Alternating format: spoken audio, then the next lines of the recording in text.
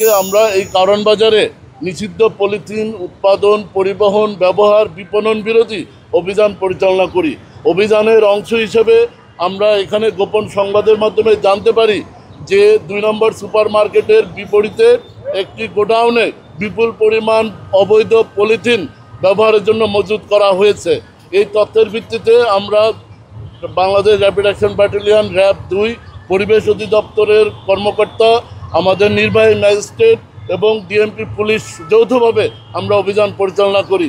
এই অভিযান পরিচালনাকালে আমরা প্রায় 3000 কেজি অর্থাৎ 3 মেট্রিক টন অবৈধ পলিথিন আমরা উদ্ধার করি, জব্দ করি, যেগুলো ব্যবহারের জন্য নিয়ে আসা হয়েছিল।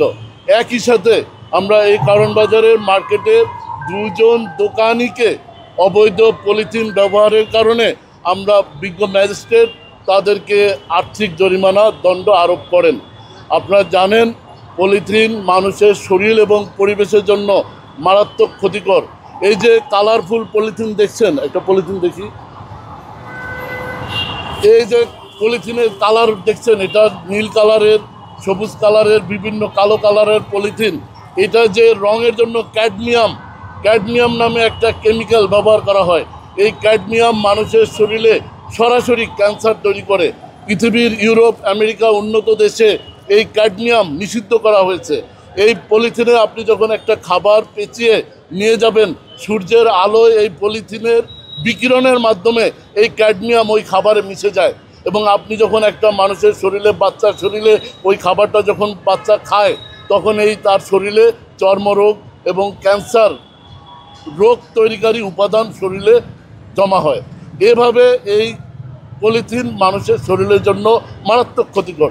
আজকে ঢাকা মহানগরীর এত মশার উপদ্রব, এর কারণ হলো ড্রেনগুলো পলিথিনের কারণে বন্ধ হয়ে গেছে। আজকে বুড়িগঙ্গা নদীর তলদেশে 10 ফিট থেকে 15 ফিট পলিথিনের আস্তর জমে আছে, যার ফলে বুড়িগঙ্গা মরে গেছে। আমাদের সচেতন হতে হবে। আইনের প্রয়োগ বড় কথা নয়, সবচেয়ে বড় কথা আমাদের সকলের এর ক্ষতিকর প্রভাব সম্পর্কে সচেতন হতে হবে, পলিথিনকে বর্জন করতে হবে। আমরা 2টি গোডাউন জব্দ করেছি এবং এখানে বিপুল পরিমাণ, স্যার পরিমাণ বলেছেন যে 3000 কেজি পলিথিন আমরা জব্দ করেছি, যার বাজার মূল্য প্রায় 6 লাখ টাকা। আমরা সেটা জব্দ করি এবং জব্দ করে আমরা সেখানে কোনো মালিককে পাইনি। আমরা গোডাউনগুলো আমরা তালা ভেঙে সেখানে ঢুকে সেই মালামালগুলো জব্দ করেছি।